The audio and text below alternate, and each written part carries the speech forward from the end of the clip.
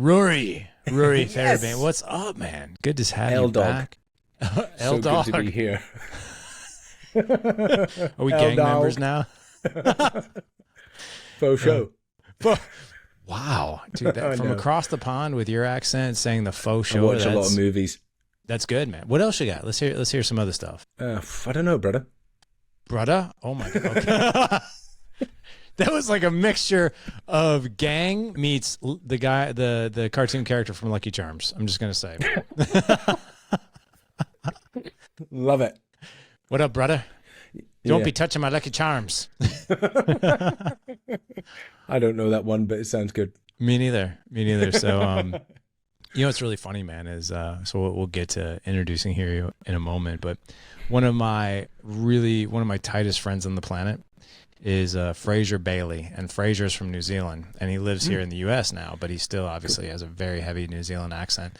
And so we talk almost every day. We send each other like just audios because he helps me with like my nutrition and some of my fitness stuff, but has been just an absolute good friend of mine. But like he'll be like, he'll leave me a message, and by the way, I'm going to butcher this, and so I'm going to hit you with a 1-2 punch. I'm going to butcher his accent so you can hear it, and then I'll tell you what he says after I do it. So he'll be like, brother, what's going on, man?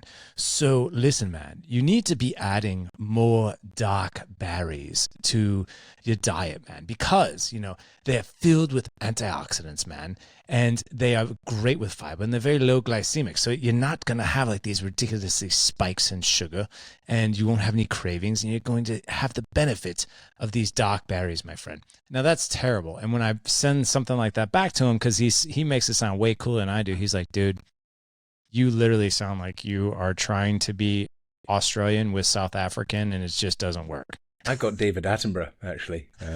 British British David Attenborough. Okay. Well, it's I figure if I live where you live, maybe I could pick it up. But Ruari, let's get to you, man. Ruari Fairbairns, 1 year, no beer, and we're gonna talk about this. This is now I think this might be your 4th time on the podcast, man. What? Yeah. 4th time. 4th time. Yeah. I was thinking Wow. 3, but I'm pretty sure this is 4. I need to check back in that. That's amazing. Yeah. So we're hitting this message home hard. I better bring out some new stuff, Larry. I mean, You should. I don't want to sound like it's a broken record. You could have just put the same episode back on again. That was so many years ago, man. Like we're knocking on the door now of 1,200 episodes, and like I have like it was a while ago, so people would have to really go dig for this one. But I think that this is a good topic. I see this topic coming up a lot. You're actually getting me fresh off of a 365-day challenge myself, and from October 2022 to October of 2023, I went alcohol free. And I literally think as we're recording this episode, I've drank 5 times in 6 months. So amazing. yeah, Well done. It's not really, even like last night, the Super Bowl was on. I was drinking my athletic beer. So it's Good old Bill. yeah, right. I know Bill Schufert, yeah. Yeah, he's a good dude. I've had him on the podcast too. But anyway, let's get to you. Uber successful businessman. You started this because I think that you were trying to serve yourself as a client, correct? Yeah, serve myself. I like that. As in, ding, ding, here's a pint of not drinking. What a great barman I am. I got you this empty cup. I was a barman back in the day, topless barman. But let's move past that.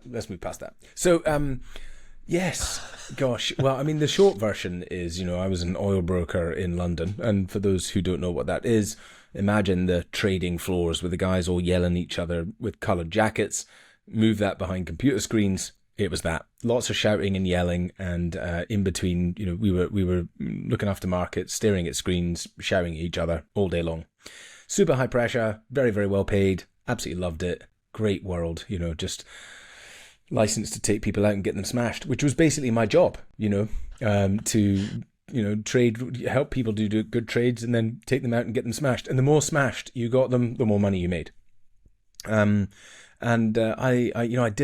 genuinely loved the job. It was, at the time, I really loved it. And then, as I think time sort of wore on, there was this little gnawing in the back of my head. And I think it started as a very, very quiet noise, just a sort of, hey, psst, Rory, this alcohol thing is holding you back, right? Just a little quiet one. And I'm like, shh, shut up. Go back to sleep. Noise, Shut up. right? Shut up. Give me another beer. Don't dare say that again in front of me. How dare you? I'm going to chug this one. Right. So, just to quiet the noise. And then, as that noise grew and grew a little bit, and then, I thought I'll mention it to one of my colleagues. And I was like, hey, I think this alcohol thing is I think it's causing me more trouble than I realize. What the fuck are you talking about? Get another drink. Right, okay, I won't talk about that again. So I'll just keep that to myself. And so slowly over time, I think then I got introduced to Headspace and I started meditating. And this is the thing about meditation, right, which is why we should all be doing it, is because it builds a gap between stimulus and response. And in behavior change terms, that means, oh, I'm stressed out. I'll have a drink. No gap. Oh, I'm tired and bored. I'll have a drink. But when you build that gap, inside that gap is wisdom and intuition. So you go, hang on a minute, I don't really want to feel like crap tomorrow. I'm not going to have a drink, right? So that's why you should meditate. But in business and things like that, who doesn't want more intuition and wisdom, right? In parenting, Who doesn't want more intuition and wisdom? When your child is having a tantrum on the floor and you're stressed out your mind, if there's no gap, guess what? You flip out. Yeah. But when you have that gap, then you can calmly deal with the situation. Yeah. Not always. Not always. That's true. You want to hear something funny? Yeah. So you made a mention that because I was talking about some bad moments that I've had personally as a father, right? And I'm very transparent. I always joke on this podcast that I can never run for public office. Like, I'll tell you the great stuff that's going on that I've learned and pivoted and good things, right? But I'll also tell you where I fell on my face, right? Big time, so you can learn from that too. So me and my wife and all the boys, all 4 boys, were on a trip a couple weeks ago in Kansas City for my wife's birthday. We weren't there for my wife's birthday. We actually went there for my oldest son's wrestling tournament, his last wrestling tournament of junior year. So we ended up staying there, and we ended up staying the whole weekend, celebrating my wife's birthday. And then on my wife's birthday, which was the next day on Saturday, we had a few drinks. We played chicken and pickle, so we were playing pickleball and that kind of thing. And I've noticed lately my 16-year-old has kind of like challenged me quite a bit here, which is totally age appropriate, to where like, he questions things and he pushes authority here and there, right? And he kind of like picks on me a little bit, which I love and I hate. Yeah. But like, so like he's working with a strength and agility coach right now to help him with football next year. And I've totally forgot, but his appointment was canceled like the week before last. And he comes home, he's like, Dad, like, hey, like, you didn't tell me that the appointment was canceled. I was like, oh my gosh, I totally forgot. He was like, I was up there and like I was literally sitting there for like 20 minutes, like waiting for Bart, who his trainer is, and is like, why didn't you tell me? I was like, dude, I'm sorry. I'm like, oh, listen, man, I'm sorry, right?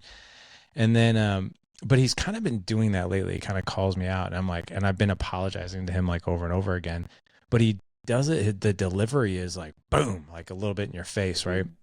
So, last Saturday, we had a few drinks, we were enjoying. And then like, I don't think I've ever done this actually, but I swear like, the influence that and I'm only talking like I probably had 3 or 4 drinks throughout the day. It wasn't like I was smashed or anything like that, but I had enough courage in me, quote unquote, right, to push back. And my son said something like, I think I forgot something out in the car. Like we were at this restaurant at the end of the night. And he's like, why do you always forget stuff? And I just looked at him and I go, dude, do I do anything right these days? Anything? Like, and he's like, what are you talking about? I was like, dude, you are constantly on me. Like, you are always like pointing out things that I'm doing wrong. I feel like I just can't do anything right lately. And then like my family, like I will say this good about us. We don't speak like that to each other ever.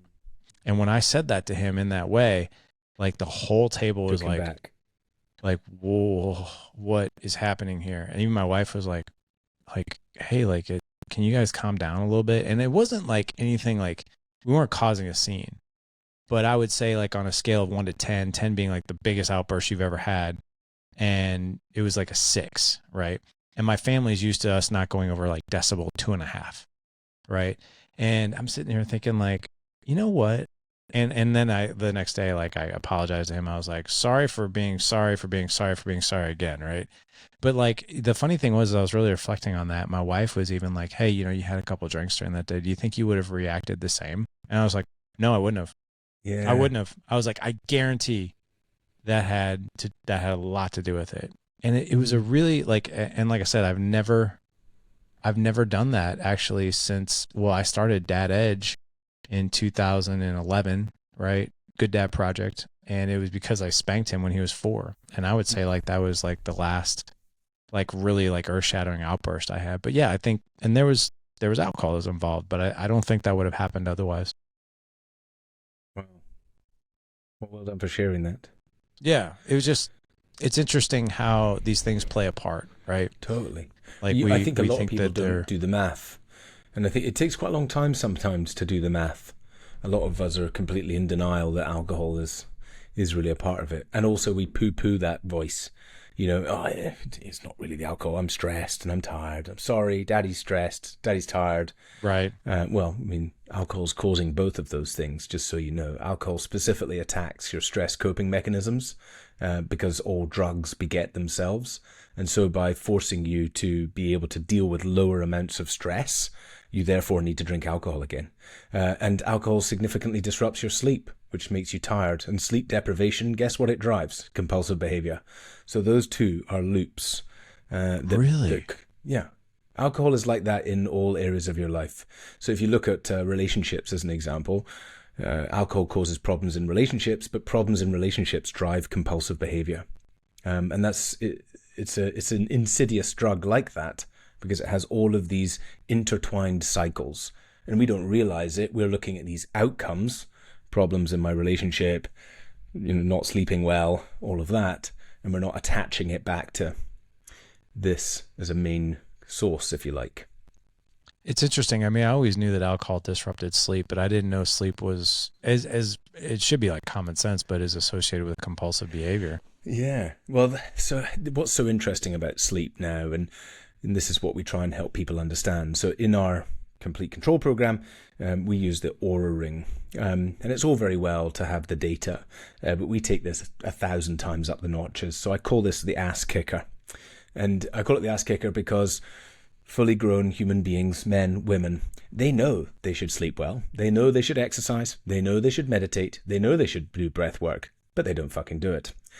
So when they have somebody monitoring them 24/7 and literally phoning them if they don't do it to kick their ass, we are ruthless in helping people build these important habits. And if you start with that first one there, which we were touching on, is sleep. Going through a journey or a process and showing people not just their sleep, but then really helping them understand that it has to be number one. And I know everyone says number one is something different, but it's up there with breathing, just on a natural basis. Not necessarily breath work, because we can survive without breath work, right? But we can't survive without breathing. Well, we can't survive without sleep. And unfortunately, we're not taught or we're not informed just how detrimental poor sleep is to our mental health, to our bodies, we're not taught that truth. And so what some interesting research showed recently, this was out of Stanford University, is that sleep deprivation is a significant depressant. And so not getting into that not sleep creates a depressant. Again, there was a Yale University which published a study around exercise showing that exercising is not only an antidepressant, a very powerful antidepressant, but not exercising is a very powerful depressant. Okay, so let's just frame this. We have people all over the world, millions of people, going to their doctors, right, and saying, I regularly consume alcohol, an incredibly powerful depressant. I'm sleeping badly and I'm not exercising. And they are going there, which is 3 of the most powerful depressants you can take. And they're going there and they're being prescribed an antidepressant, which, if you read the stuff by Johann Hari, no antidepressant has beaten a placebo, less than 3% success rate. How mental is that? It's crazy, man. It is crazy. So I think helping people see these core fundamentals like sleep, like exercise, like meditation, like breath work, they're just non-negotiable.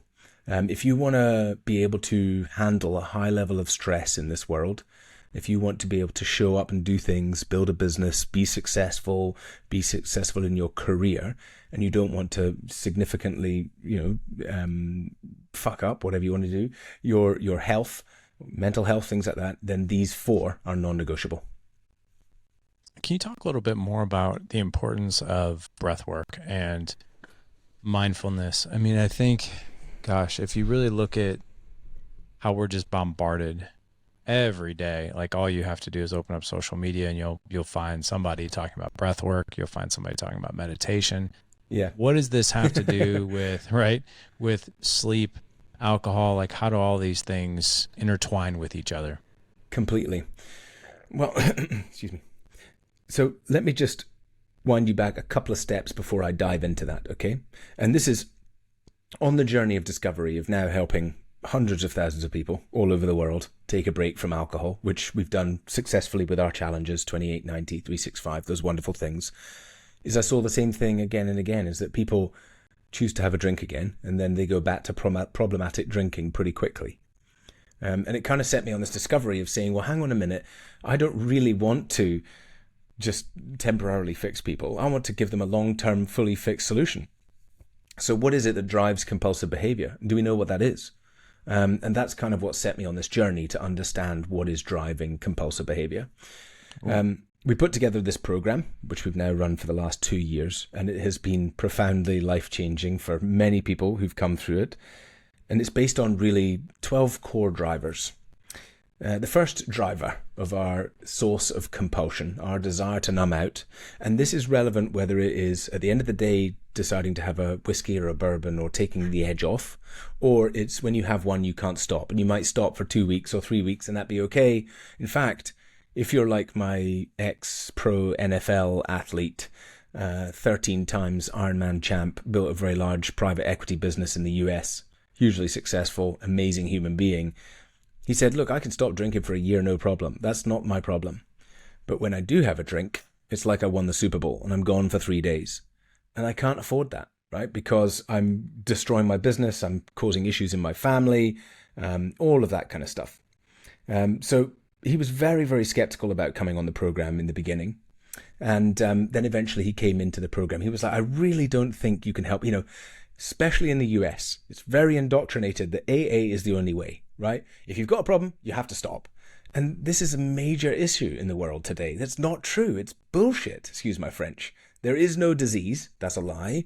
I'm sorry. And we're proving that with today's science that that's not correct. You're not powerless. You're powerful. So coming back to Don, he comes on the program. About 6 months after the program, he sends me this message about how he went on always his trigger was with his brothers. And he went on this this weekend with his brothers, and he just drank one evening. He drank a few light beers and finished at midnight, and he couldn't believe it. He was like, I've just got so much control. He wrote, I honestly think learning control is 10,000% more powerful than quitting altogether. Condemning yourself to a lifetime of abstinence is simply too daunting for most people. Allowing myself to have occasional cheat days has been a huge part of my success. Now, we're recording this just after the Super Bowl was last night. Right. He messaged me saying, day 2 in Vegas for the Super Bowl. What have you done to me? With 5 exclamation marks. And what's that picture is, I'm just showing you the picture now who's looking at the video, is a picture of a salad along with a Guinness Zero and a water. Now, wow. He would just say that's impossible for him before. He was like, there's no way I would be able to do that. I wouldn't want to. But now he's in a place where he is just choosing not to, not from a place of willpower, not from a place of holding on to his sobriety, but just, no, I don't want that, the outcome to be happening. So we touched on a couple of things. One was trauma. And I want to talk I'll go into a bit more about the trauma element and why that's so powerful and is so important. And it's the major source for the most of us, for most of us.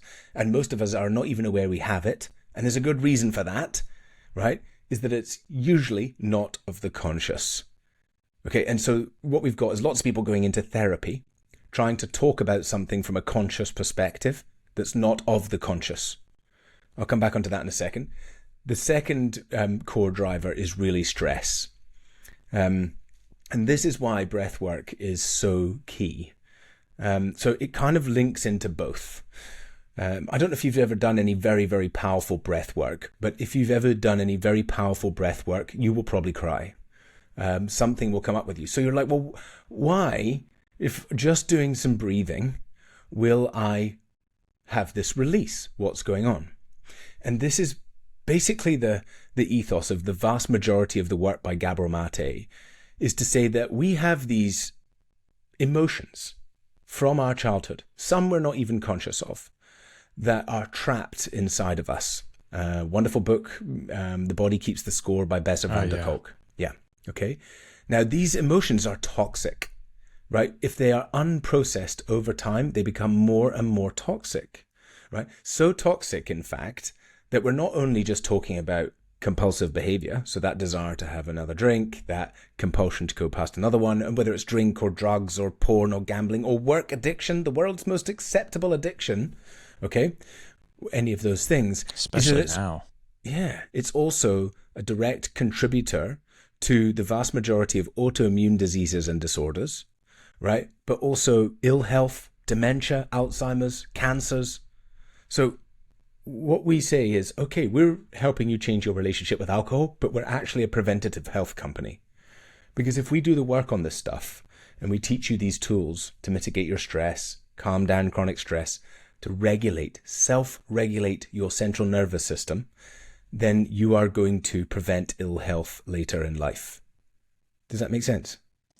Makes total sense. Yeah. You know, it's interesting. I'm taking notes as you're talking, and the trauma thing I can see, the stress thing I can see, because how many of us, you know, just like, it's been a tough day, and have a few drinks just to chill out, right? But, you know, and just a quick reflection too, like, you know, yesterday was the Super Bowl for us too, you know, and I obviously, and my wife and I were drinking athletic beer, like Athletic Brew, and it's our non-alcoholic, and it wasn't even anything said out loud that we were going to do on that day.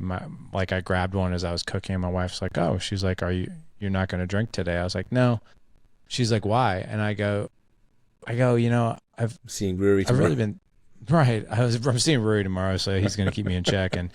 But I was just like, you know what? I was like, I don't want to deal with a bad night's sleep. And I don't want to deal with feeling foggy tomorrow. I mean, Mondays are my podcast day, so I don't want to feel like total hell, right? And plus, like, there was the part of me, like the calories, and I'm doing an 8-week challenge right now with a bunch of guys in our group right now, trying to get more fit and lean and that kind of thing. And I'm like sitting there thinking too, I was like, there isn't really going to be anything good that's going to come out of me drinking while I watch this football game. Like, it's kind of a waste of time, calories, and just, you know, bandwidth. But, you know, so I can definitely see that, but it does all make sense. I've never thought about, though, when I'm going through a stressful time, like maybe ending even my day with breath work before I go see my family, like maybe even having that as a transition point. Well, to go back onto that specific breathwork part, so again, awareness is such a huge key in all of these things. So we use another device on the program, a device that remotely monitors your central nervous system. And this device is going to show you minute by minute whether you're in fight or flight or in recovery. You get some of this data in the Garmin watch, you get some of it in the Oura Ring, but it's nowhere near as detailed. This is 1,000 times more detailed, second by second, what's going on with your central nervous system. And what people don't realize is that there is some very, very simple math. A stressed out central nervous system, which does not get any recovery during the day, will always require numbing in the evening. Let me explain that to you in a little analogy.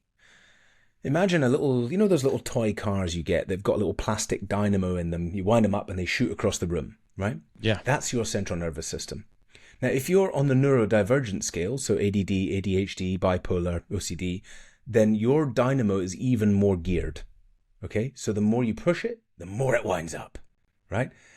Now, you get into your day and you start to wind it up, and you wind it up, and you have stress from the morning, getting the kids out the door. You then drink coffee. Sorry, very stressful on your central nervous system, sends you into fight or flight, increases cortisol production.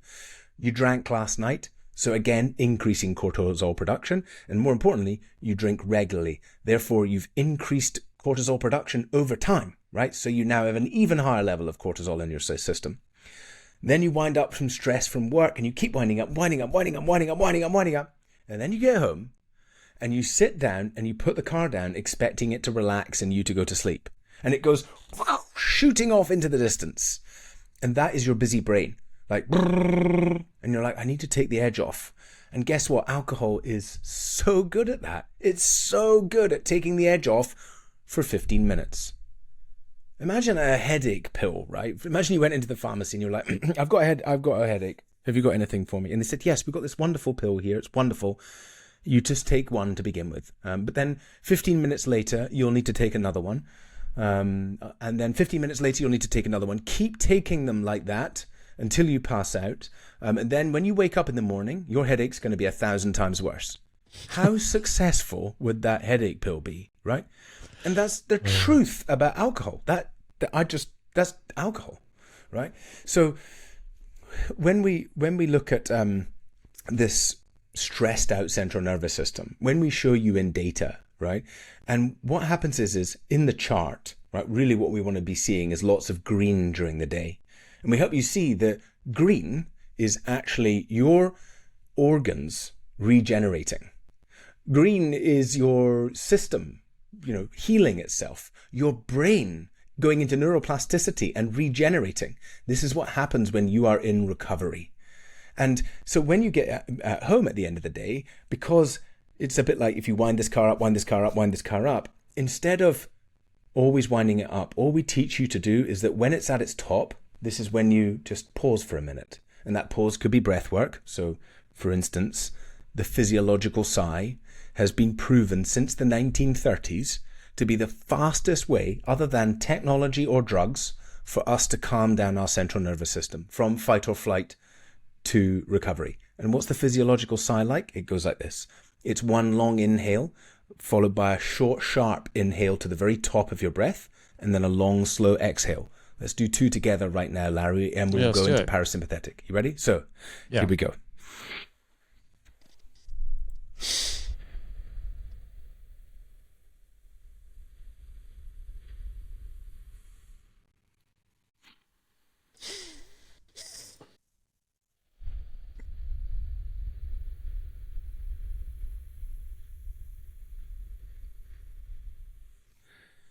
Literally 10 of those after a Zoom call, after a board meeting, allows your central nervous system to return back into recovery.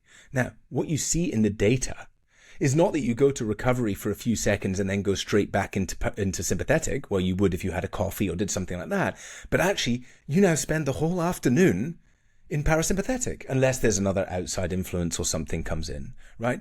So this is what we've got to teach ourselves to do, is to put ourselves into parasympathetic. Of course, there's other ways to do that. Going for a walk, garden, taking a break out from your thing, getting space, giving, being helpful to others. Lots of other ways to calm down the central nervous system, meditation. But it's just that this is something you can do so easily and so quickly. And I think what's compelling for people is when they see this in the data, they're like, wow. I'll give you an example here. Is we had a guy who came through the program, and he's a well-known personal development guru. I mean, I'd be surprised if you didn't know who he was. And he came through our program. And, when somebody like that comes on, I'm always utterly honored, obviously, because I'm like, wow, you're the guru here. And they're like, they usually say, yeah, well, we are forever telling people that when you don't know something, hire the expert. So I would be an idiot not to go and hire the experts to come and solve this situation, because I'm relying on alcohol a bit too much. And I'd like to drink less. And I think that's the way most people come into the conversation. Not that, I'm pouring whiskey on my cornflakes at breakfast. That's not really our bread and butter. Sounds delicious. Yeah, but more people who feel like maybe they've tried to stop before, maybe they would like to drink a little bit less. They think in the back of their mind that alcohol is causing me more trouble than they realize, and they would like to get to a place where they drink less, maybe even significantly less. So he comes on the program, and at the end, he says, Ruari, I've been in the personal development industry for 35 years. I have done all the personal development programs out there. I've coached one-to-one with Bob Proctor and one-to-one with Tony Robbins, my hero. And he said, your program has changed me more and had a bigger impact on me than all the other programs. And I mean, he just said I was better than Tony, which is awesome. Anyway, wow. And he said, and it's because of the data and the evidence that you are proving and you are showing over the time. He said, I don't know anyone else out there who is doing that. And he also said, you do a massive disservice of selling this program about alcohol. It's got nothing to do with alcohol. This is a life program. And that's the truth. Alcohol is not the problem. Stop going in search of abstinence. Stop trying to stop drinking. It's not the issue, right? Alcohol is just the way you are treating your problems. And if we go through a journey together, right, of getting aligned to optimal health, to peak performance, and what we have to do is get rid of this self-sabotage stuff. We need to come back to the trauma element because we didn't go into there. And ultimately create a version of you that is so aligned that at your core, right, you are right in who you are, your beliefs as a human being, who you are, what you want to achieve, what you really want to do in the world, how you want to show up for your family, how you want to show up for yourself, your partner, right, is that everything that you want, literally everything that you want, to be happy, to be successful, to be a loved father, to be a good husband, to be successful, to leave a legacy, to be running around the garden with your grandkids, to have optimal health and peak performance, everything is actually being taken away by alcohol. And that's the truth. It's actually taking away. So if that's the truth, how often do you want to let it in? Like you did the other day. You're like, nah, I don't want to let that in today because everything I'm doing is more important. And that's what we help people achieve. Man, I love that. I'm curious about the data. How do you measure? So it sounds like the Oura Ring, Garmin watch, but I'm really curious about seeing this in real time. How do you guys do that? Okay, so when we're looking at the stress element as an example, so this goes on YouTube as well. We've got video live. Is that right, Larry? Can I show you the image for the YouTubers? Okay. Sure, please. Great. I'm just going to get this measurement up I just did the other day of myself. Excuse me. So, as an example, yeah, look at that. Here is an element of times of stress and recovery. You can also see there's no exercise happening there. So very, very naughty boy. This is a period over, that is 12 hours. You can see this journey as I go along here, more and more stressed comes along. Let's have a look here. So what I'm showing you now, just for the people who are not watching the YouTube, we've got a lot of red. We've got a bit of blue. Now that blue is heavy exercise. This is meditation inside here. So there's a long meditation period. But because of the heavy stressed out exercise, and also actually I realized I was coming down with something. So I've been unwell. And because I've been unwell, you can see how significantly I don't go into parasympathetic at all now. For almost 2.5 days, I've been pretty sore, not feeling good, high temperature. So effectively, what this is helping me see is just how stressed out my central nervous system is. And more importantly, you're able to see the impact of that when you actually meditate. And this is why a lot of people are like, I don't really get meditation. I've tried. I don't do it. And what we want to do is make it so compelling that you can't ignore it. It just becomes non-negotiable. It just becomes that thing that you do because you are showing up to a strong, want to achieve great things. You know what's really interesting about meditation? I haven't done it very often either. And the interesting thing is I'm very data driven. Like I'm a science geek. I've got a background in sports medicine with a minor in nutrition, and I'm analytical and I'm scientific and I love data and studies and all those things. I've never seen the impact of meditation and breath work and like you just showed me, which was really, really fascinating to me. Like I think about probably my level of, what is it? You said, was it red or green? Yeah, which one was it? Red is fight or flight. Red's bad, right? Yeah, exactly. Yeah.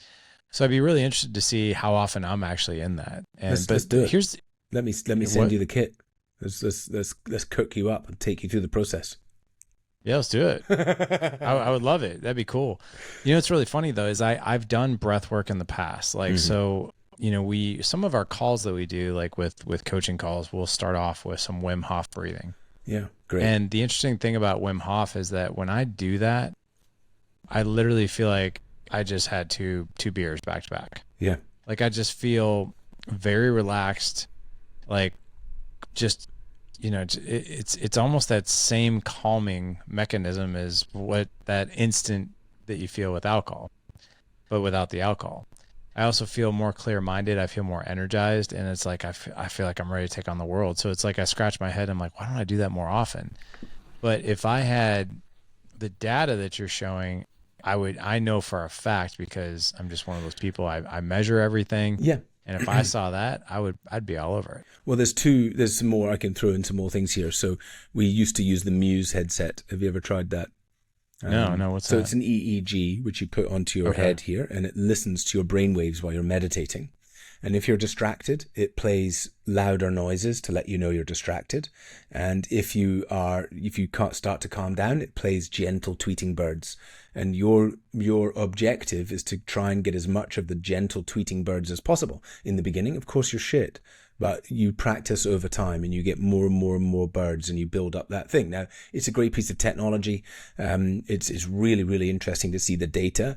When I started using that device, it then sent me on this different direction, which is, I can't remember what the hell it's called. That's the ADHD. Clearly, I haven't done the work. It'll come back to me. Oh, there it is. Neurofeedback. I don't know if you've ever heard of neurofeedback before. I'm sure plenty of people will listen. There is lots of plus and for with it, but I think there's more and more compelling data coming out that it is helpful for ADHD, ADD, etc. And neurofeedback is the process of training your brain to work in a different fashion, which is emitting different waves. And for me, I had very, very high gamma or very high theta. And what you have to do is teach yourself over time to reduce that. And you can learn, and it does reduce ADHD symptoms in many, many, many people. Well, there are now devices that you can get that help monitor that. So anyway, coming back onto the meditation piece. I think being able to see the data is definitely a compelling part for most people. And onto the meditation, it's the game changer. It really is the game changer. If it's something that you have gone, really into and not found it to make any difference after 6 months of practicing it almost daily, apart from sometimes you miss one, I'd be utterly gobsmacked. Yeah. I'm curious. You mentioned AA before, and I've had James Swanwick on the podcast, yes. And I know he's got I do like James Swanwick as well. He said the same thing about AA. In fact, I think the statistic, and I don't want to brutalize it, but I think the stat on the success rate of AA is like 7%. Yeah, it's exactly. Really low. Yeah. But I've always been, and I know AA has been around for a long time. And here's the interesting thing: there are people in our community where AA has worked extremely well. Like it's been their thing, like that they really lean on. I remember when I was going through Al-Anon, right? So when you're in a relationship with someone who struggles with alcohol, and in my situation, it was my mom, and so the thing that I could not get over, and I actually went to a few AA meetings with my mom, and the thing that I could not get over was just because of the way I was taught in school and about the brain and psychology and all those things, like your words will create worlds and your words have meaning, right? So when you go into AA and you say, my name is so-and-so and I'm an alcoholic and I'm powerless against this disease, I'm like, I always remember being in meetings and I'm like, why do y'all say that? It just seems like it's like this, you're stating out loud that you have zero control over this thing, right? It's almost reinforcing it. It is, but in order to be successful, you have to get yourself to a state where you submit entirely. And I have a guy who works with us now, and he was ex-AA. He's 15 years clean. He also ran one of the largest call centers in the UK for Cocaine Anonymous. And now he's one of our main sales guys. And in the beginning, he was finding it a little bit challenging, but he was like, no, I resonate 100% with everything that we are doing here. And, things have got to move on. But the big thing he would always say is, what they would say to people is, come back when you've had enough. Okay. And that was the thing with AA, is that you've had to have hit rock bottom. Once you've hit rock bottom, you're willing to submit yourself to God. And when you get to that stage, I think it's quite successful for people, which is that they've now admitted that they're completely powerless. They've now admitted that they have to stop drinking for the rest of their life and avoid it. And that's their choice they get to. But like you said, I also study neuroscience. I study behavior change. I study habit science. I study addiction. In fact, I'm in one of the largest Google groups around addiction research, with addiction researchers all around the world. And they're sitting there saying, why are we still propagating a brain disease model? Why is there still any conversation about it? And there was a massive, massive review of scientists involved in addiction research, and a book published about it last year. And they still found that the scientific community was split 51% to 49%. 51% no brain disease model, 49% brain disease model. So I think there's a lot out there which is still hinging on some of that old research and old information.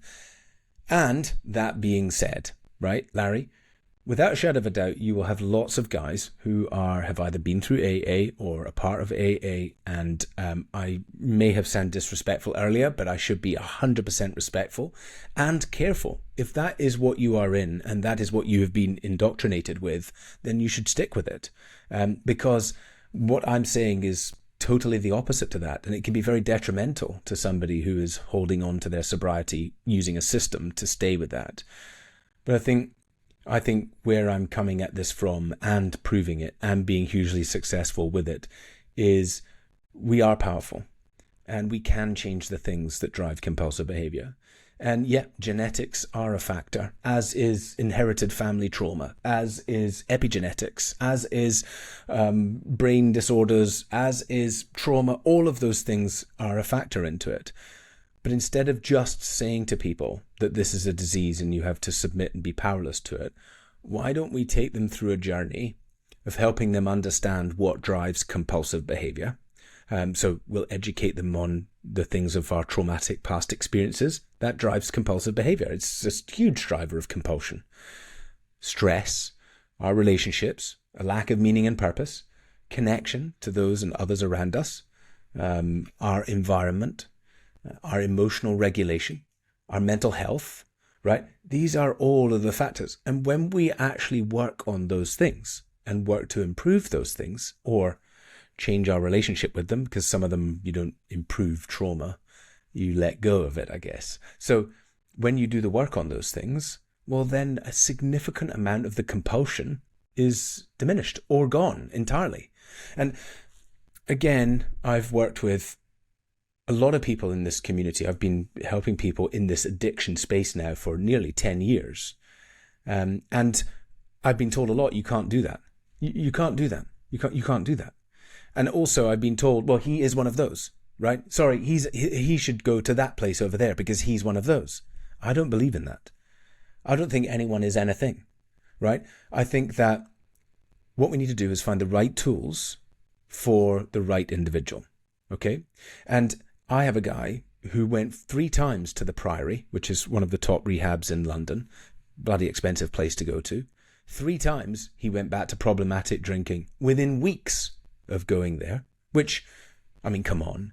If you don't actually help somebody anything past a few weeks, surely you should be under malpractice, right? So he comes on our program, and then a year later, after the program, he comes out to take my wife and I out to dinner, and he sits down at dinner and he drinks half a glass of wine. And he says, normally I don't want to drink. I rarely drink, but when I do have a drink, I never finish it because I'm always proving I have control.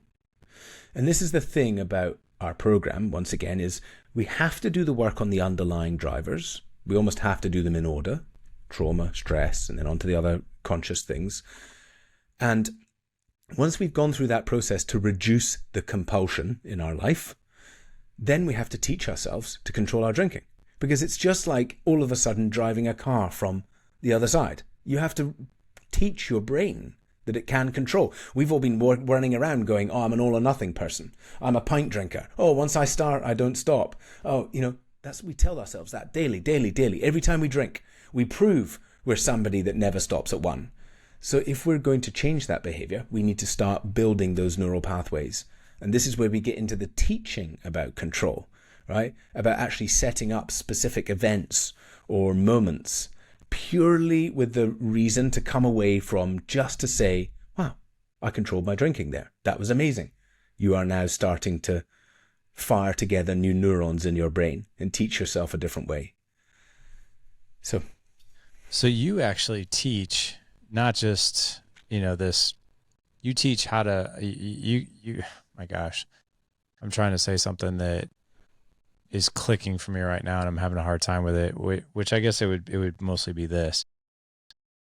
It's not just about the alcohol. You're teaching how to rewire the brain, understand the triggers, understand the compulsion, reduce the stress. It's actually all these things that alcohol is trying to numb, right? You're teaching the people coping skills. Yep. Coping skills and getting rid of the stuff. I mean, when you look at trauma as an example, most people are not conscious of their trauma. In fact, again, talking about Gabor Mate, excuse me. I mean, there was this study done that a depressed father during pregnancy is 5 times more likely to create a neurodivergent child. Right? So really? If a depressed father, now bear in mind that neurodivergence is considered a coping mechanism for a traumatized child. Okay? So if a depressed father, when you're in utero, can cause trauma to you, how are you going to be aware of what your trauma is? And that's because we are not aware of these things. They are of the subconscious. And this is one of the reasons why traditional talk therapy, CBT, things like that, can take a long time and or not be successful. In many cases, it can be hugely successful in helping people move and grow. I benefited hugely from 30 years of talk therapy. I was in therapy from 6 years old because I was a Fruit Loop. But the work that really shifted me was actually the things like somatic experiencing. And somatic experiencing is based on getting you to go to the emotion, describing the emotion, what it feels like, what shape it is, moving it, and learning to process it. And this is the thing that none of us do. We're running away from these emotions. We're trying desperately to pack them down and ignore them. I'm sorry, but they're going to eat you alive. So why don't you get rid of those? If you want to have good health with your grandkids, then why not put that shit down? Like, it's something somebody said to you when you were 4 years old. Who cares? Let's go. Let it go. So orientating people to do the work. And instead of going like, oh, I'm just going to try stop drinking. I'm just trying to stop drinking. And instead saying, hey, the drinking less thing comes as a byproduct of doing this work here. And so does everything else. All the things that you want. Good health, happiness, a better business, more productivity, more energy. I could keep going on. So you really help people with control. This doesn't have to be an all or nothing. This is all about, like you said, it's life skills. You called it a life wellness company, correct? Yeah. Well, that's what somebody suggested. Exactly. A preventative health company. Preventative health company. That's what we are. Yeah. I like that. I really like that a lot. Well, the health insurers don't. The health insurers don't. We approached the health insurers in the US and they said, sorry, we don't work in prevention. Right. There's not enough money. People who, right. We want people who are deathly sick. Yeah. Those are the ones that we can ring the register on more. Yeah. Well, here's one thing on that. Sorry, Larry, is I just had a doctor sign up to the program, and he actually runs a very large private healthcare business in Canada. He has 250 doctors under him. Lovely guy. And I was telling him all about the program, and he was like, "God, it sounds amazing! Like, I'm going to help you, like, get this out to the world. It sounds amazing." And he's coming on the program himself to experience it. And he said, 2 years ago, we pivoted the entire organization to focus on holistic health. So we were looking at sleep, and we were looking at diet, and we were looking at, meditation and things like that. And after 18 months of trying that, we nearly went bust. So we had to go back to lining the pharmaceuticals pockets just to stay alive. So. Wow. Yeah, I'm not surprised at all. We're more in crisis and sick care over here than we are on preventative and holistic. It's really interesting though. You don't really see that in other areas of our lives. Like, so for instance, you're not incented to go 30,000 miles without getting an oil change, right? Yeah. You're actually incented to go get your oil changed, so you're not paying, 5, 6, 10 grand for a brand new engine, right? Same thing with like a lot of our preventative things are covered here in the States. Like, go get a colonoscopy. It's somewhat covered. Don't wait till you have cancer. Go get your teeth cleaned before your teeth rot out of your face. You do that. But when it comes to these other things, we're just not quite caught up yet. I'd really like to understand, what programs you have available and what they look like for people who are curious. Totally. Well, for the last 10 years, we've had our challenges. So you can go and take a 28, 90 or 365-day challenge, and you get daily support videos, emails, all those lovely things which will support you on taking a break from alcohol. And they've been wonderful. They've helped a lot of people. But really where our entire focus now is on the ethos and the methodology and what we are doing in complete control. So over time, those will fade out, the challenges, and we will replace them with digital products that are more focused on this new understanding that we have really focused on. It's not necessarily that people need to want control at the end of it, okay? The two parts are, we found from research of tens of thousands of people, is that when they're asked, what would you like your relationship with alcohol to look like, 6% want to stop drinking. And so what we found was that's 94% of people who are regularly reconsidering their relationship with alcohol, which is everyone on a Sunday, right? Or whatever day of the hangover is reconsidering it, is not actually getting the support they need. And in actual fact, when we were selling challenges of stop drinking, we're trying to sell something that people don't want. They don't want to stop drinking. So we can help people much, much, much earlier in the journey, like way, way earlier, if we focus on control.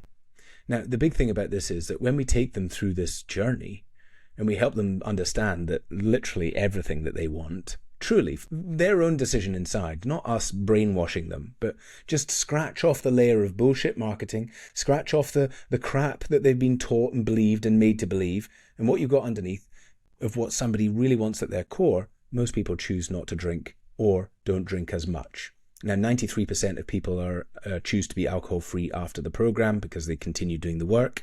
A year later, 78% of people are still alcohol-free. 22% are controlling their drinking.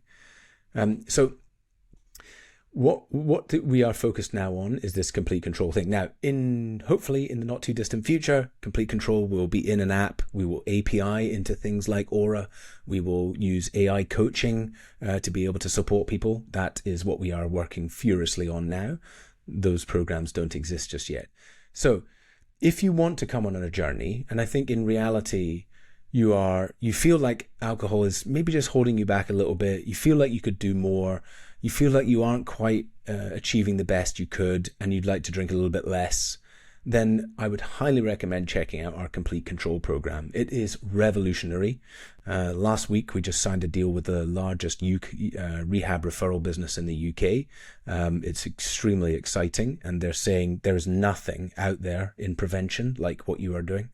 And so the Complete Control program itself is primarily for business owners, execs, high achievers. We've had celebrities on the program. It's a bit of an investment because I have doctors around the world who are monitoring you 24/7. I have concierge who are literally keeping you accountable 24/7, monitoring if you slept poorly, calling you if you don't meditate, right? So it's a very, very involved program to make massive change in a short period of time. We have just launched the first beta version of Complete Control Silver, which is a lower cost version. It doesn't have the devices and it's not doing one-to-one coaching, so it's a little bit more affordable. There, it's really just for professionals who feel like they want to get better control of their relationship with alcohol, realize it's holding them back. If you want to check out either of those programs, just come to oneyearnobeer.com and then do /Dad Edge. And what we've done is offered for the Dad Edge group. We don't discount anywhere. Only my investors quietly get a discount. But for the Dad Edge community, I absolutely love you guys to bits, and I love being part of this community myself. There's a 15% discount if you go to oneyearnobeer.com /Dad Edge. If you do go onto that page, you'll be able to book into a call with me personally. I will make sure I make time to speak to you, and I can take you through the program and what's involved. And yeah, I'd love to help you become the best version of yourself in 2024 and beyond. Man, you're doing really good work. Yeah, I've known you for a long time. You know, you were actually you were one of the original clients of Dad Edge back in 2016 before we even had the alliance. You were in like Dad Edge. We did the mastermind. Like really early on, before we even really knew what we were doing. And I've gotten to know you so well over the years, and this is really cool. I remember when I had you on years ago talking about 1 year no beer, and it was just basically about these challenges, you know, helping people overcome alcohol through a challenge and through accountability. Dude, you have taken this light years ahead of where you were, and this is awesome. Thank you. So good for you, because I love the fact that you're out there helping people with their triggers, their trauma, their stress. It's basically all the buttons that are pushed that really tempt us to drink. It's not necessarily the drink, it's all the triggers that actually push us in that direction. If we can get control over that, we can get control over the alcohol, which, I mean, at the end of the day, if you do a 28-day challenge or a 90-day challenge or a 1 year challenge, and it all goes to just basically you taking a break and then you're full bore in using alcohol to numb things out again, well, that's not really solving things for the long term. Totally. You're teaching people life skills, which is great. How many people resonate now with this? Like, you know, taking a break from alcohol, but, you know, binge watching Netflix or doom scrolling social media or just turning to work or eating tons of sugar, right? Like gorging on food. And what we're doing is swapping one compulsion for another. I met a lovely guy who, you know, came onto a call, and he had quite a large business in the US. And I said, you know, tell me about your relationship with alcohol. And he said, well, I never used to have a problem with alcohol. It was only 5 years ago or so that I started to get a problem. And I said, well, you know, what happened five years ago? And he couldn't really put his finger on it. And then we kept talking. And I said, you look like a healthy guy. He's quite skinny. He said, oh, well, I didn't always used to look this way. I used to be 400 pounds. I'm like, whoa, what did you do? And he's like, oh, I got a gastric band. I said, oh, when did you get a gastric band? He said, 5 years ago. 5 years ago. Yeah. So what you did is, all you did was had significant compulsion for food, which was your way to run away, right? And run away from those feelings, avoid, hide. And you got a gastric band and just turned it into a problem with alcohol. And I think that's so fucking wrong. And I think that's what I need to change in this society, is we can help people move past these things. We just have to let them know what it is and then take them on a journey of changing them. So good, man. Dude, this is great, man. And just real quick, too, you're a dad. I am. 2 daughters, Two right? How old are girls. they now? They are 11, going on 13, and 8. And we just had the local carnival, and both my girls are rhythmic gymnastics pros. They compete, and they usually win medals. And they had the Calvia parade, and we were going down the street, and they invited me to come along because they wanted me to be a bumblebee. And so I was being this bumblebee, and then at the very end, the woman who runs it, she's dressed up as a farmer, and she chases me and she whacks me with this thing. And my daughter comes up to me, she hugs, and getting towards 11, you know, I'm not cool dad anymore. I'm getting out of cool dad. And every time we finished, because we had to do this repeat 10 times.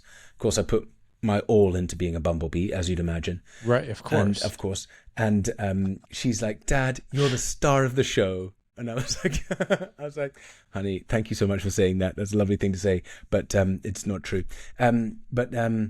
Yeah. So love my girls, love being a good dad, love connecting with them, all of that good stuff. Can I share something I learned from you a long time ago? Oh yeah, please. So there's nothing to do with alcohol. One of the things that, so I say this a lot, in the community, like when I'm facilitating like coaching calls and that kind of thing.